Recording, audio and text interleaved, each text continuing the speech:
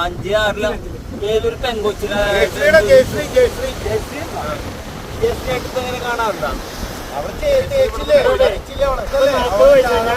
വയസ്സാണ് ഞാൻ അവളെ എത്തിരിക്കണായിരുന്നു. എനിക്കൊരു ഭ്രാന്താണ് എനിക്ക്. അവളെന്നെ തേച്ചിട്ട് പോടാ. ഞാൻ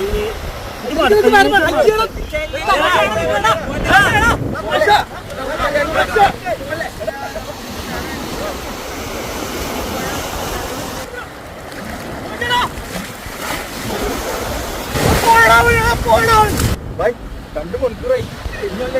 പ്രതീക്ഷ കിട്ടോ?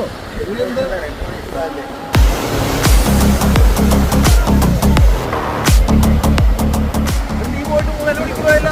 എങ്ങനെ കയറി പോകുന്നത്?